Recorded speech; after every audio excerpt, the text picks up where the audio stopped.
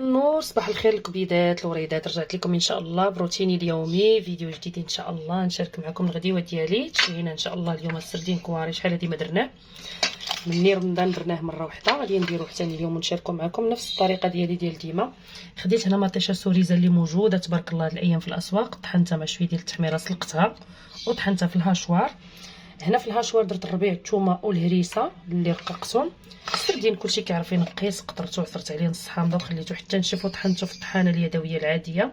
كنزيدو عليه درهم ديال الروز، بحال دابا كيلو كنديرو فيه غير درهم ديال الروز. بغيتو نتوما الروز كثير ديروا فيه قياس 2 دراهم ديال الروز.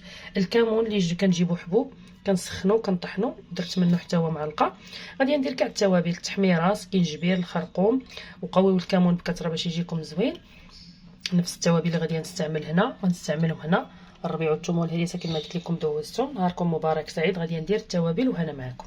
الكبيدات ديالي هنا خديت 2 جزرات، 2 خيزويات رققتهم دواور، وريقات ديال سيدنا موسى، وواحد العويد ديال القزبر انا كنقي ريحته. درت نفس التوابل، التحميره، سكينجبير، الخرقوم، شويه ديال الملون، شويه مليحه، وشويه ديال السكر انا كنديرو باش يهرس ليا الحموضه، غير واحد راس المعلقه ديال السنيده، زويته روميه مليحه.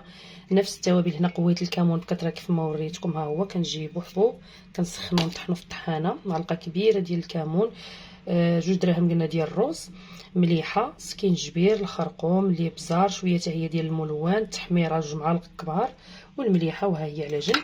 ندوز نشعل على الكوكوط ديالي غير تقلى ليا، تشحر واحد شويه لاصوص، ونبدا نكور ونستف. وهنا معكم انا لالياتي الغزالات. من بعد ما كورت السردين ديالي كله، زدت عليه فلفلات حمرين وخضرين، فلفله حلوه، وهنايا حويمضه مسيره، الزيتون احمر، واحد الرشيشه ديال الكمون حيت كيعطي مذاق جديد. غادي نروي عليه واحد شويه هكا، نسدو عليه ونقصو ونخليوه حتى يطيب، وما تمشيو فين حتى تشوفوا الغديوه ديالي. نهاركم مبارك سعيد الكبيدات. العصير ديالي اللي غادي نرافقو الحوت ديالي كواري ان شاء الله. عندي الليمون طري اللي عصرته، عندي واحد نص كيلو حتى الربع ديال الخيزو كتقطعوه وديروه تسلق، انا سديت عليها في الكوكوط تسلقات.